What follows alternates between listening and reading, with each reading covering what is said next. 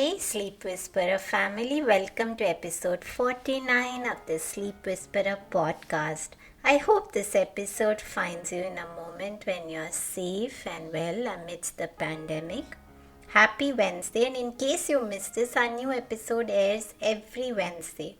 I'm so excited to welcome another sleep soul sister and my dear friend Dr. Dyan Haspel-Johnson.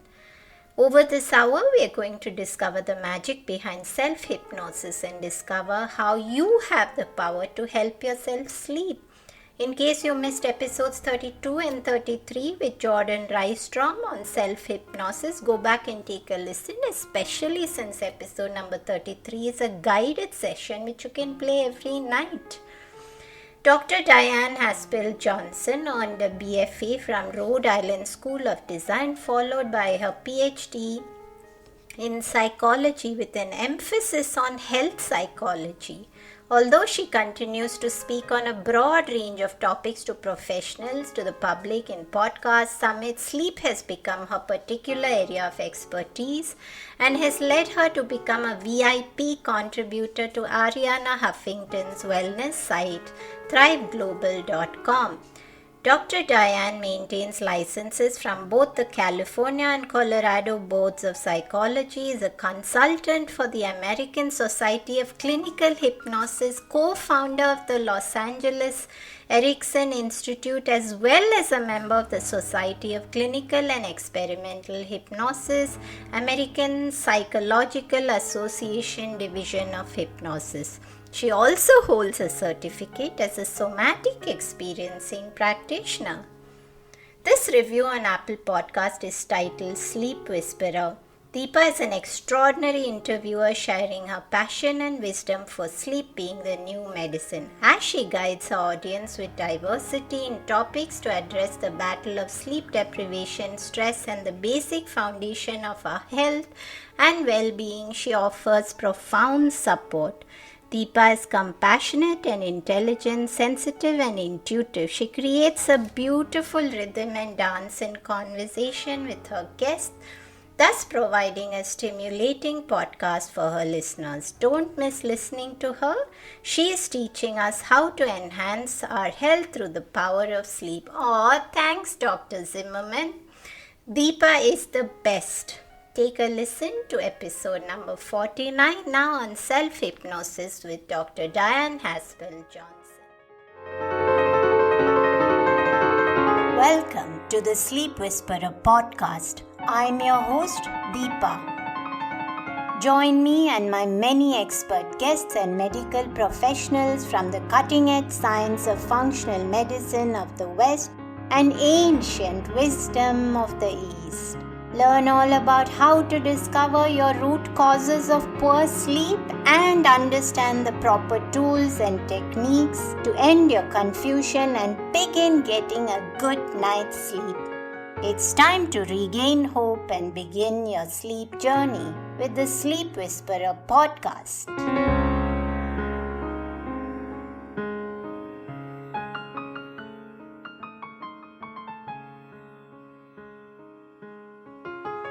Dan, such a pleasure to have you, and you're looking so pretty in pink. I wish our listeners could actually see you. Today we are talking about hypnosis, self-hypnosis for better sleep, and I know that I've been completely blown away and impressed by the videos that I've watched of you breaking down so many complex sciences into very simple, accessible tools for listeners to really understand. And you come from such a magical space of an intersection between psychology, hypnotherapy, somatic experience. And I'd really like to first of all understand, how did you come down this path of this specific amalgamation of these three? They seem to be connected to each other in a way, but they're also so different. So how did that journey actually happen? And then I can't actually wait for you to take us through hypnosis and what exactly it is and how can it's very powerful in terms of sleep restoration. So trying to really understand from a psychologist's point of view, on how does it affect us positively in both psychological and physiological realms. But first, let's hear about Dyan and Dyan's story. It's my pleasure to be here, Deepa. I love the show, as you know, so I'm really happy and honored to be here with you and your listeners. I actually sometimes say that that art is the career I chose, but psychology and hypnosis and working with sleep is the career that chose me. Because I actually started out as an artist and a designer before I was a psychologist. And I really struggled with pretty severe health issues and also with energy and sleep issues, which I know you can understand, and you understand the difficulties, particularly because of your child, about having sort of compromised adrenal function and things like that. And when I was a child, of course, we didn't know this was what it was, but I had really a lot of struggles with my energy and with sleep. I remember having insomnia as far back as I can remember. I mean, which was, I remember at 3 having disturbed sleep and insomnia. And I continued to struggle as I grew up with immune issues and pain issues and a lot of health problems that just kept getting worse and worse and worse. And all the way through university. And then I decided to leave my career in design and go and get a PhD in psychology. I thought I was going to work in art therapy, but that never happened. Instead, my health was so bad and my sleep was like 4 to 7 hours per night of insomnia and disturbed sleep and chronic fatigue and infections and all kinds of things like that. And so when I was in graduate school, I had a professor who trained me in hypnosis. And so I started doing self-hypnosis. And I knew a lot about my health problems. And I also knew a lot about physiology and immunology because I come from a family of doctors and I was at the time working in a medical practice with internist, allergist, immunologist with my stepfather. And so I started doing self-hypnosis and my health completely turned around. So I had been extremely ill for about a decade, and then it was dramatic, the change. And so we were able to measure it in terms of blood tests, allergy skin tests, things like that. And my insomnia really changed. My sleep became really good and healthy. My energy was healthy and everything got better. So I started doing hypnosis with the clients there, and they started not only feeling better, but having changes in their lab tests and measurable things. And so that started my journey and ultimately led me also to somatic experiencing, which is, for the listeners, it's a way that the immune system or the nervous system holds stress and emotions and trauma. And it's a way of helping the system to safely release that. So all of those things sort of naturally came together for me. Dyan, I have so many things to add when you mention this that first of all, I mean, when you spoke about a decade of challenges with health, I mean, I think that just resonates so deeply with me personally, and I'm sure with a lot of listeners, and that can be deeply painful because it impacts every area of your life, your relationships, your ability to work. And you mentioned energy. But when I'd like you to just break down a little bit, you mentioned that there were measurable changes and you could see this even in other people. What are some of the markers that actually change? So if you could just actually talk about how does it look like on labs when something gets positively impacted by hypnosis. Just maybe take us through a few markers which actually changed for you. Sure. Yeah, I'd be happy to. So in my particular case, I had very, very severe allergies. So from the time I was 9, which was the first time I was tested for inhalant allergens like dust and trees and weeds and things like that, pollen. I was positive, but like extremely positive, like where it was like the size of a welt on my skin test, to 69 out of 80 inhalant allergens. That was consistent from the time I was about 9 until I was 26, which is how old I was when I got trained in hypnosis. So I had fortunately just done the tests again, repeated the tests, which we did every few years at age 26. So 6 months after I started doing hypnosis, we tested me again, and I was only positive to 17 out of the 80. Wow. Wow. So that is statistically unheard of. So that's one way in which my system changed. I also had some pretty significant changes in my cortisol levels, which I know you are interested in. Yes. And I also noticed that so I have a naturally fast heart rate.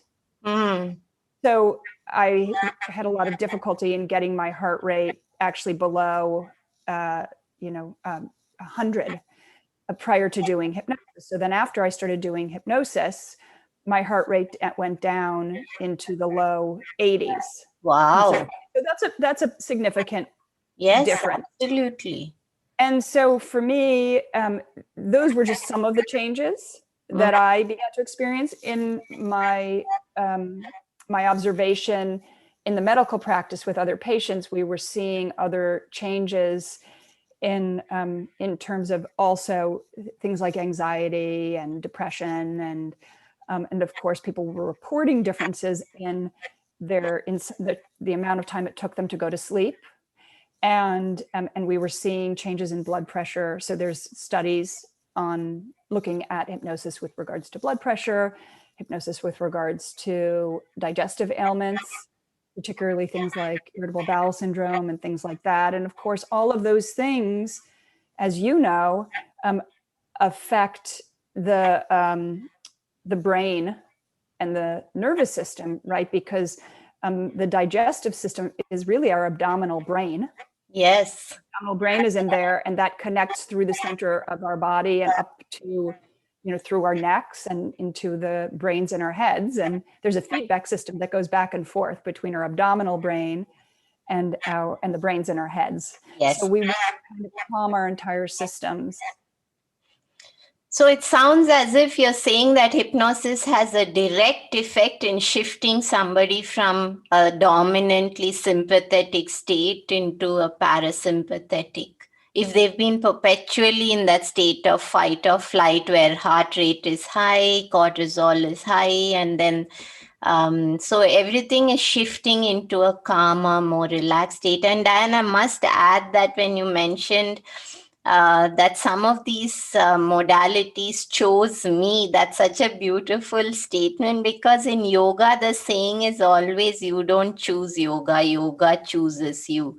Or right, so there's always, and you mentioned that you actually trained in the arts, and I'm actually also a graduate of fine arts, so we have one more similarity right there. Now let's talk about, you did mention to me, which sounded to me like one of your mantras, and I'm sure we all have these specific statements that we make, and yours is that poor sleep is really a symptom of poor quality rest. So what do you exactly mean by that? And do you mean overstimulation? What does poor rest actually mean? I'm so glad that you asked, Deepa, because to me, when I have, as you know, some online tools to teach people self-hypnosis for sleep, that it's videos that teach them and ebooks, and the set comes with 7 downloadable audios that are different lengths, and they do different things, and they're very specific. And but really, I was so motivated to do that because I want to empower people to learn how to heal their sleep. But after I made those sets and when I really thought about it, I thought, well, actually, what I'm really interested in, what I think is really important is rest, because people tend to focus on their problems with sleep. But in fact, problems with sleep are a symptom of something else. So if I wind back the clock and I think about when I first got trained in hypnosis, and I started thinking more about the nuances of language and metaphor, because hypnosis taps in a lot to metaphor and stories, right? You shift your perceptions and you shift your physical reality, your reaction. So just to back up for a second, for example, when we are excited and happy about something, our heart rate increases and we get sort of more blood flow and we have certain physical reactions. Well, those physical reactions are actually quite similar to when we're afraid and we're getting ready to fight. Yes.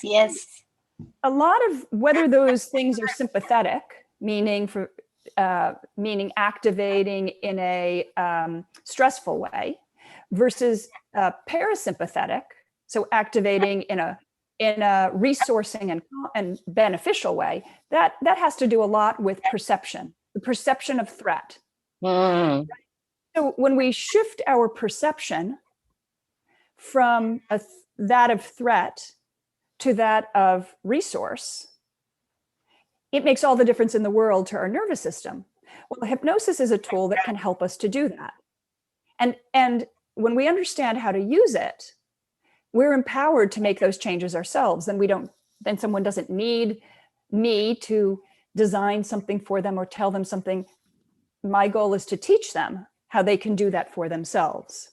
So sort of going back a little bit to looking at the metaphor and how we can shift things, right?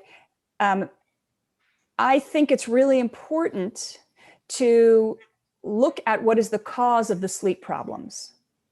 So when I was starting to learn hypnosis, I thought to myself, isn't it interesting that I am exhausted all the time?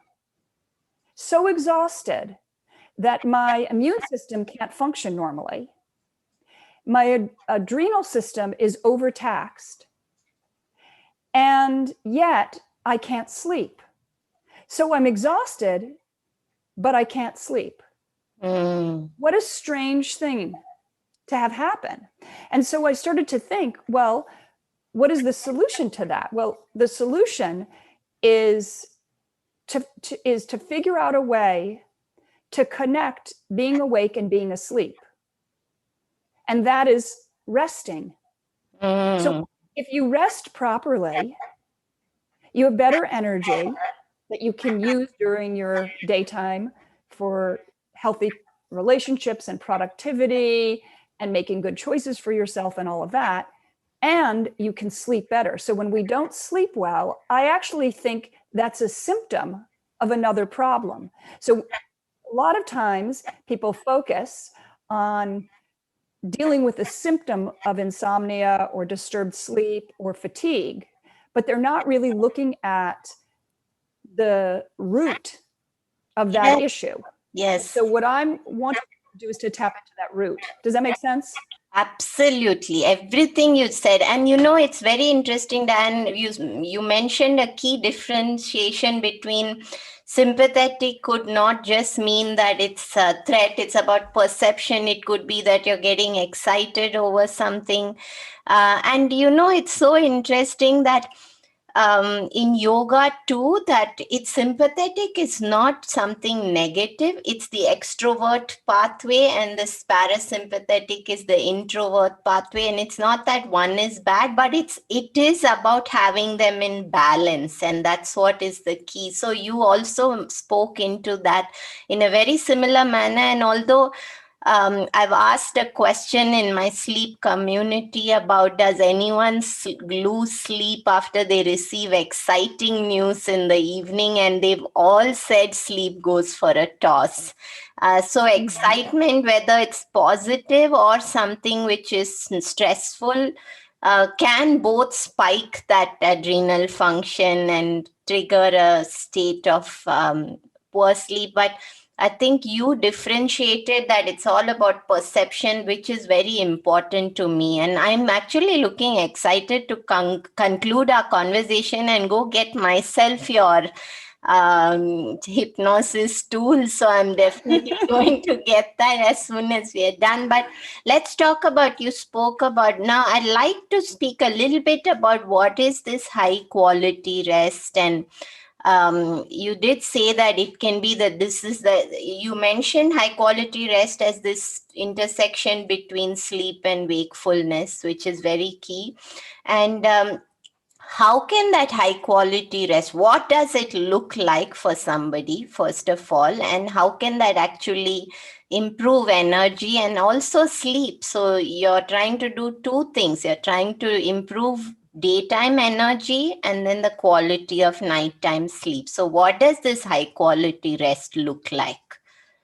Right. So for me, the reason that I think my health was so dramatically changed by the hypnosis is because I started enforcing with myself these little breaks where I did my self-hypnosis. Now, what I didn't know at the time, and that was over 25 years ago that I started doing self-hypnosis, what I didn't know is that hypnosis, when they've done brain studies, and they've done a lot of functional MRIs now to study hypnosis, seems to be dominantly a theta brainwave.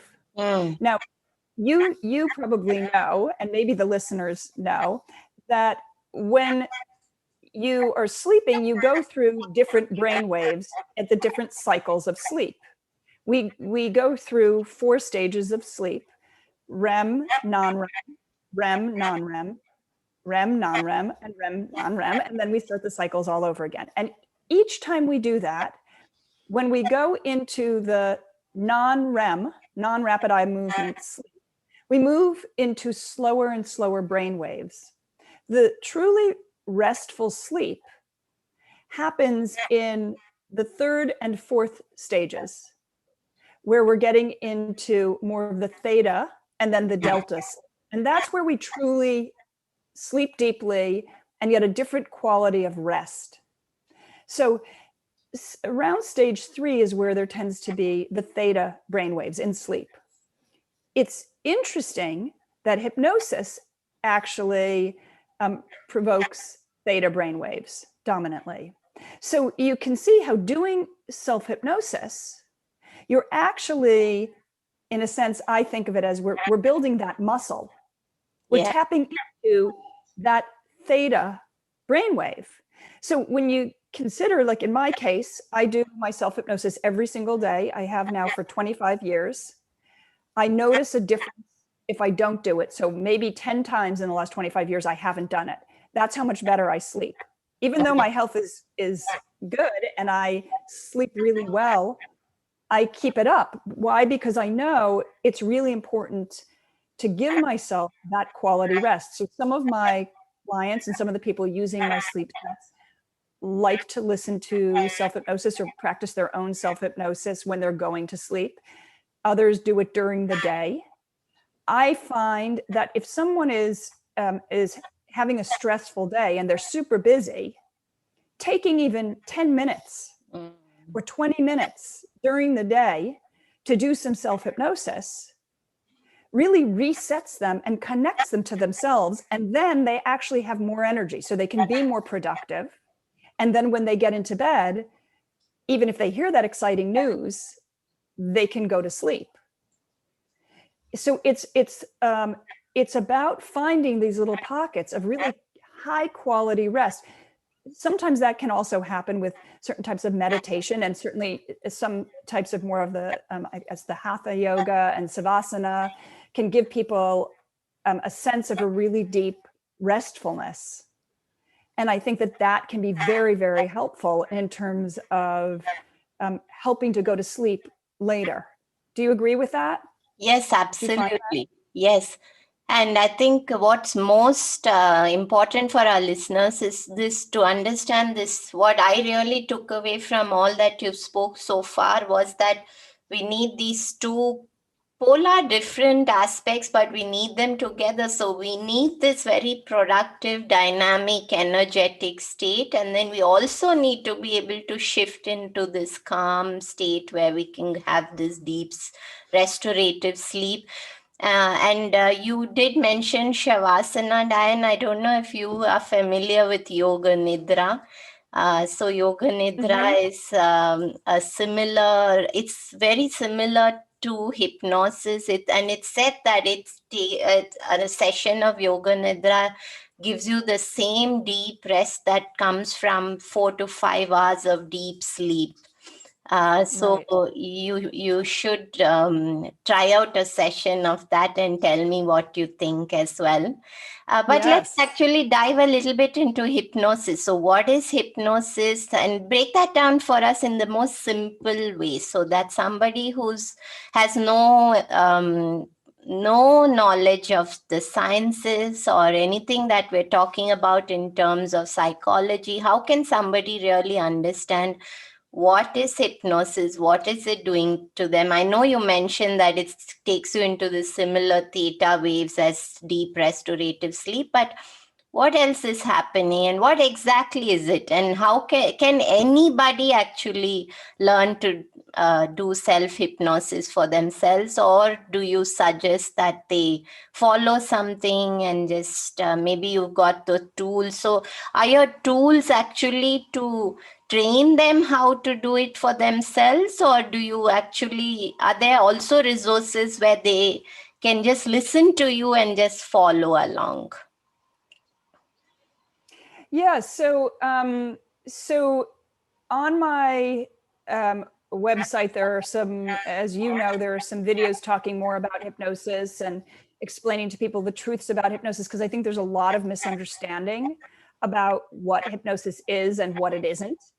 And people see a lot in the media or in movies or in stage hypnosis, and so they think it's just for entertainment, or it's this kind of like weird thing, or that it isn't real. But in fact, there's a professional community of people like myself or physicians who have been specially trained in hypnosis for therapeutic reasons and according to codes of ethics. So there are measurement tools since around 1960, the Stanford scale and the Harvard scale, where you can actually measure hypnosis, hypnotizability. And they have found that it's a stable characteristic, meaning that if I was to do the Stanford scale on you to measure your natural tendency towards hypnosis, I could do that today, and I could do that in 25 years. And objectively, it would be about the same. Wow. So it's actually a measurable tool. It's not really this sort of out there, woo-woo thing that sometimes people think it is. But Dyan, I think now I'm very tempted to have me be a guinea pig for you. Anytime. Yes. I'll show you what it means. We'll have to do that. That would be fun. The other thing is that what I would suggest to listeners who are interested is, and you can put this in the show notes, but there is actually a free ebook and video that people can download. It's about a 17-page ebook, so it's easy to read, it's fast, but it's something that they can have and understand a little bit more about I cover some sleep hygiene tips, and I also cover the best times of day to get the high quality rest and why, and how it taps into the circadian rhythm and things like that, adrenal systems and things like that. So that, I think, would be a really great resource for the listeners. Yes. But in short, hypnosis is something that occurs naturally. So most people can be hypnotized. Now, if someone doesn't want to be hypnotized, they won't be. And I would say that if someone has certain conditions like post-traumatic stress with flashbacks, for example, or schizophrenia or dissociative identity disorder or severe depression, then I would say that would be a time when they would be better off going to a licensed therapist or physician and practitioner and actually working with somebody like that for hypnosis. But for most people, learning self-hypnosis is pretty easy. And I think it's very natural and accessible to people. So, it's not as difficult as people think. So, for example, what hypnosis is, in easy to understand terms, is it's a type of focused attention where the things in the background seem to sort of fade away and the person becomes really absorbed in the experience that they're having, so that sometimes, a minute seems like an hour, or an hour might seem like a minute. Yes. An example I sometimes give is, if you're having a wonderful conversation with somebody in a restaurant and you're so focused on what they're saying that you don't even notice the background noise. And the time seems to, you and I have been talking. I know. I have no idea how long. I was just going to tell you that it's been half an hour and it seems like it's a few minutes. Yes, exactly. It feels to me, I hope it feels like to the listeners, like it's been about 7 to 10 minutes. We're so focused on what we're saying to each other, and, it's interesting to both of us, I think. And so the time is just flying by. And, I haven't noticed where my cats are in the room or anything like that. They're probably running around somewhere. In fact, somewhere in the middle, my dogs were growling at each other, and I should just tap a toe on one of them to tell them to silence themselves. That's so funny. Well, so the thing is when people get really focused on something, and it might be something extremely pleasant, time shifts, everything else fades away. This is why sometimes someone who has fatigue or a pain condition might be watching a movie that's a good movie, and during the time for that time the pain is actually less. Now, when they stop watching the movie, it might return to normal, but by the same token, when they are hyper focused on the pain, everything else might seem to fade into the background and the pain actually might intensify.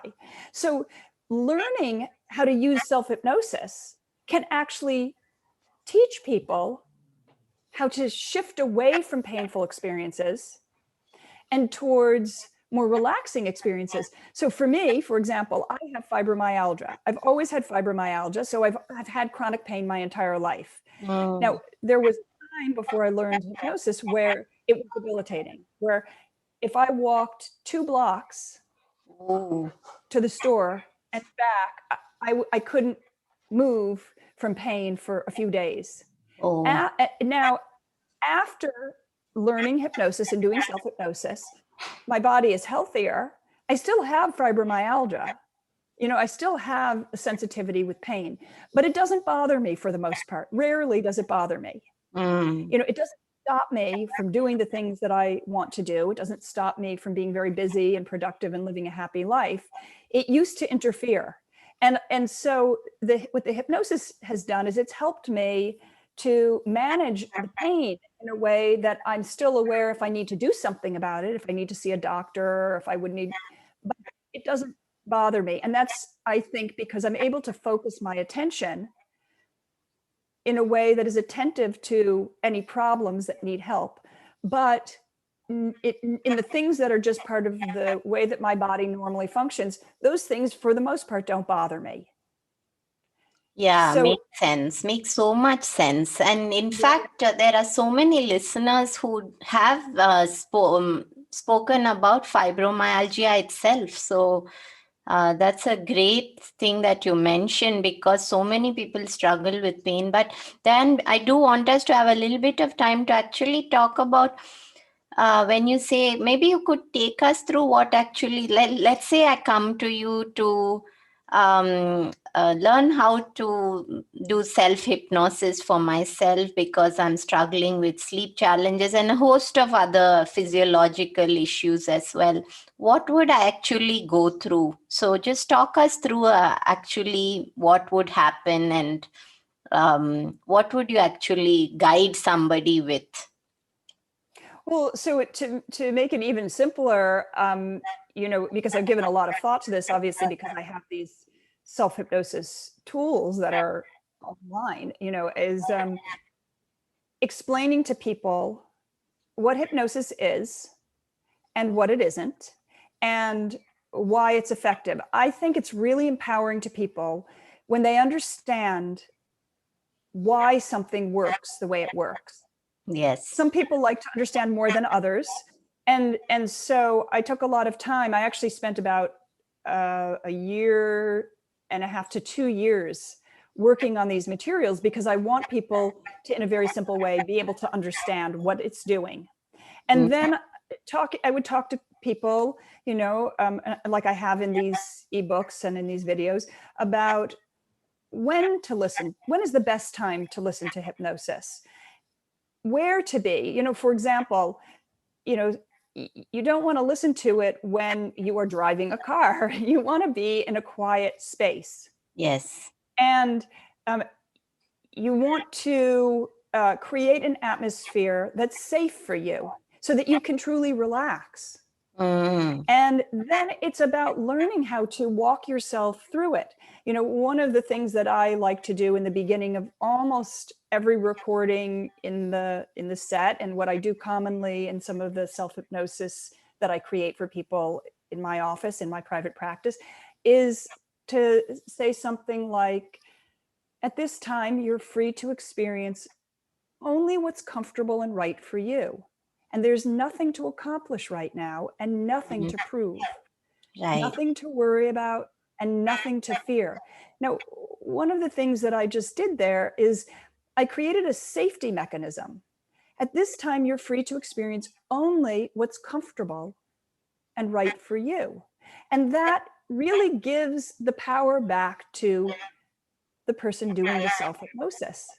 Right? It's what's comfortable and right for them. And that sounds simple enough, Dyan, but honestly, there are so many people who struggle to actually do that, but because they're always thinking about serving somebody, their responsibilities, what they need to do, their identity of who they are.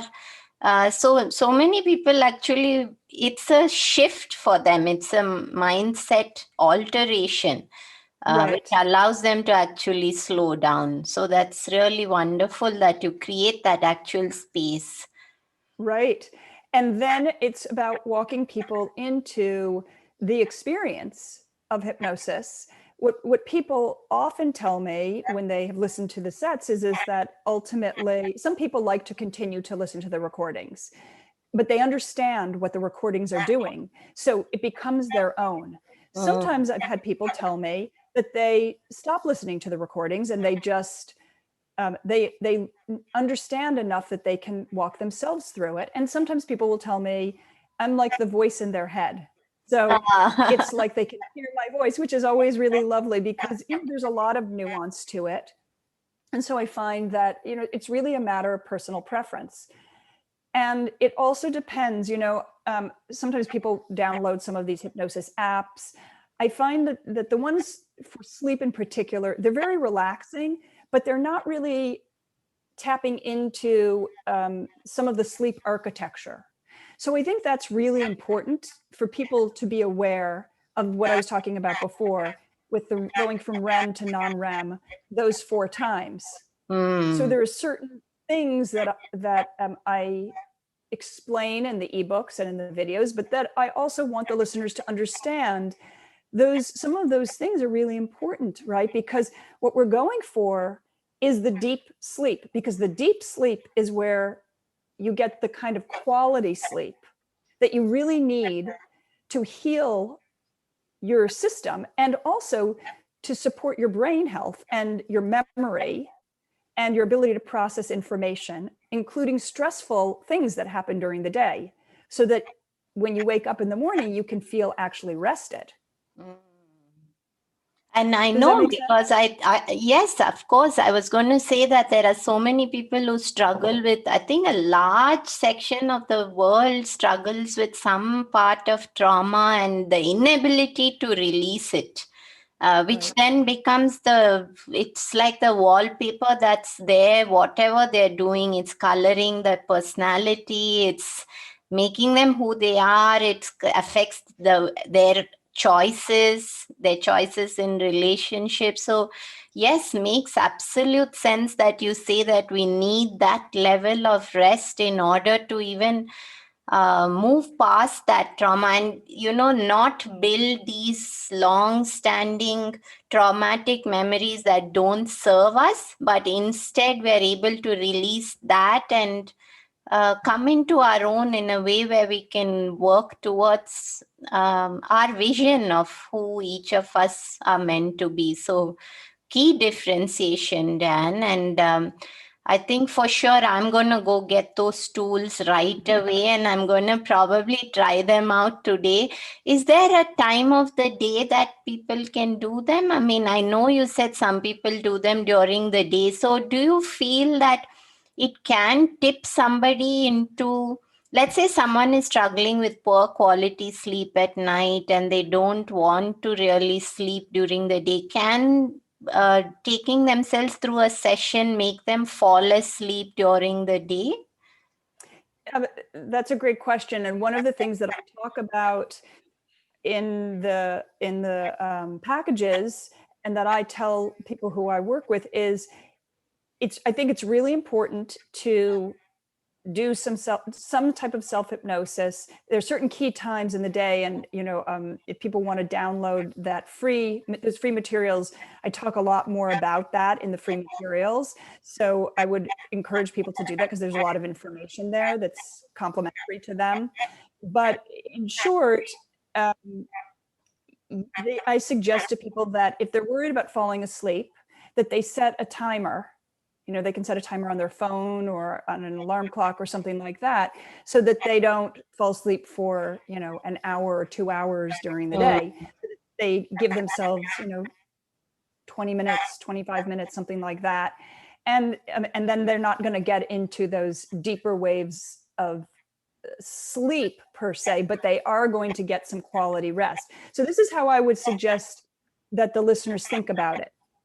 If you're going all day and you start to get tired and you start having to tap into those adrenals to be able to keep going. And then all of a sudden it's bedtime, right? It's 10 o'clock at night and you want to and it's time to go to sleep and you're exhausted. Your adrenals are already taxed and you're amped up because you've been using extra cortisol to get through the day. Yes. Well, now, of course, what you're asking your system to do is to suddenly flip a switch and get that heart rate down and suddenly go back to this low level of cortisol where you can fall asleep. Well, that's difficult for a lot of us to do. Some people can do it, and that's wonderful if they can do it. But if you have any dysregulation in your circadian rhythm or in your cortisol or these kinds of things, that can be very difficult. But if you do some self-hypnosis during the day, which is supporting the immune system and the nervous system and tapping into all kinds of good stuff, then you calm your system and you kind of reset yourself. Well, then you go back out and you keep doing the things you need to do during the day. You never get to that elevated level that you would have gotten to if you had just kept going. So what you're doing is you're actually regulating your system in a very specific kind of way that is helping to build that muscle. And I think that that's why, for me and for the people I've worked with and the people who have used these hypnosis sets, I think that's why they're noticing such a difference.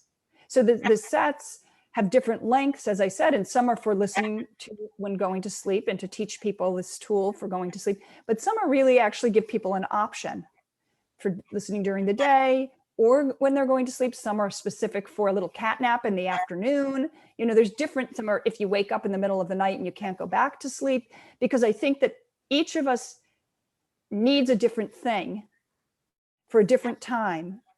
And so I think it's really beneficial to have a lot of tools in our tool belt. I agree, Dan. In fact, I was just going to add that people should probably use them and then start to make their own discoveries about what works for them at what time and in what way. I mean, it could be definitely very, very unique for each of us. So yes, Dyan, it was such a pleasure having, and I'm sure we could go on and on conversing, but I want to be respectful of your time. And I know that people can get access to all these great tools, which I will promptly do as well. But in your eyes, what do you think is the biggest root cause for people, so many people struggling with these sleep challenges today? You know, some people have specific medical conditions. Obviously, if it's something like sleep apnea, that's something they want to see a physician for, and they want to get a sleep study and see a physician if they have a chronic sleep problem, because you always want to, you know, be safe and get medical clearance. But for most people, I do think that it is an issue of not getting that transitional rest time. And so I think that people can feel really hopeful and empowered that they can find ways to rest during the day and rest at different specific times that are helpful to them, and that it's not going to be another thing on their to-do list. It's actually going to give them more energy and empower them and feel strong that they can actually do something to help heal themselves. And it's a really wonderful resource. So I really think getting the right kind of rest and feeling empowered about that is the most important thing that we can do overall to support our sleep and to support our lives, really. And you were so right by saying that, because I think a lot of people do have this aspect where when they do discover great tools and then they feel it's just one more thing on my to-do list, but they don't differentiate that that's going to be a very profound supportive tool that's going to resonate with them for everything, every area of their life. So it's important. So when you say rest during the day, do you mean taking a time out for a short self-hypnosis session? Do you also suggest that they find other ways to rest, maybe something that resonates with them personally? So what does that Yes. rest look like for? Do you advise anything? Yes, I mean, I think that what you were talking about with yoga nidra, that's a really great example. I think people need to experiment a little bit and figure out what works for them. I personally think that hypnosis has certain properties, as we've discussed, that make it particularly beneficial for sleep and make it a particularly beneficial kind of rest. It's also a transitional state, right? It's not being awake and it's not being asleep, although people think it's like being asleep. Well, it isn't really. It's a distinct state. And so I think because it's a transitional state between awake and asleep, and it taps into both, you know, of course that helps, because insomnia and disturbed sleep is also a transitional state, but in an unpleasant way. So that's one thing. But, you know, I think people should experiment. For example, for me, I learned transcendental meditation when I was 5, and I revisited it again about a year and a half ago and started doing transcendental meditation again. I don't find that it's as beneficial for me as hypnosis is. It's pleasant and it's relaxing, and I like doing it, but I don't notice a difference in my sleep or my energy if I don't do it. Whereas with the hypnosis, I do. So I think that people should find what's right for them. And I would say my recommendation is that it be something that's really about connecting to yourself. Yes. It's not about scrolling, you know, on the phone, because that may be taking your mind off some of the stressful things, but it's not the same as being present with yourself in a connected way. And I think that this is really about connecting to ourselves in a healthy way. Beautiful, Dan. It was such a pleasure having you. And I must have you complete our podcast mantra. So if sleep is the new medicine, then how would you spin that? I love this. If sleep is the new medicine, then rest is the new empowerment. Wow, that is really beautiful, Dyan. So where can people go to get these wonderful resources? Where can people find you? I know that I watch your videos on LinkedIn, but that's a totally different crowd. I know everybody's not on LinkedIn. So share where can people actually find you? Yeah, so my website is www.drdyan.com, and it's DRDYAN.com.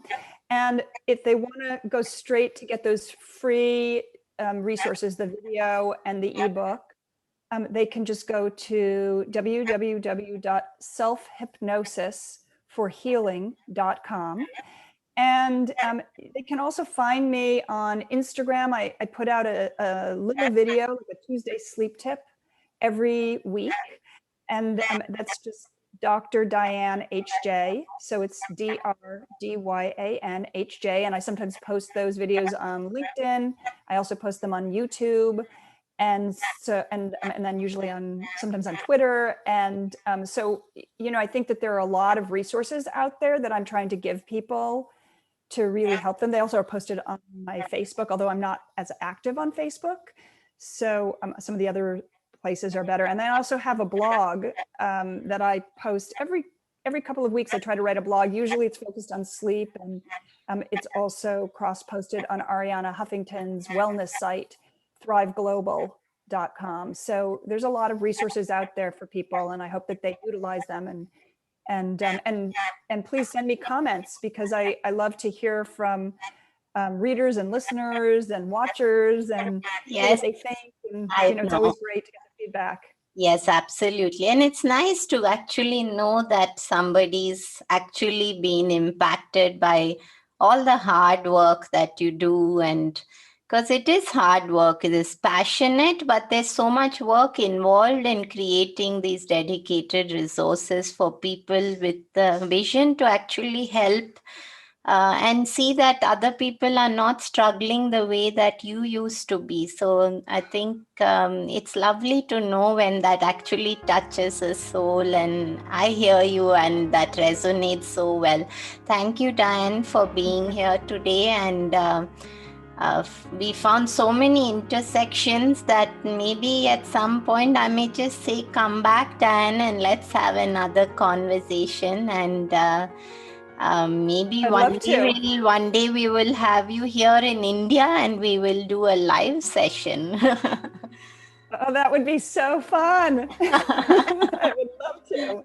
Thanks, Dyan. Pleasure.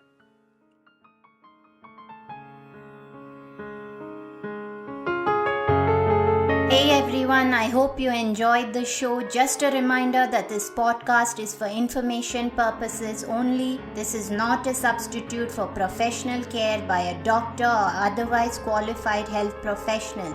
This information is provided on the understanding that it does not constitute medical or other professional advice or services. If you are looking for personal help on your health journey, do seek out a medical practitioner. Please do make your own healthcare decisions based upon your research and in partnership with your doctor or otherwise qualified healthcare professional. It is in no way intended as medical advice, as a substitute for medical counseling, or as treatment or cure for any particular health condition. Be sure to always work directly with a qualified health practitioner before making any changes to your diet or lifestyle that may feel out of your realm of comfort or understanding. If you are looking for an allied functional medicine practitioner, do seek out more information on www.phytothrive.com or www.sleepwhisperer.pro. It is important that you have someone who is qualified and understands your health personally in order to provide adequate care, especially when it comes to chronic health conditions.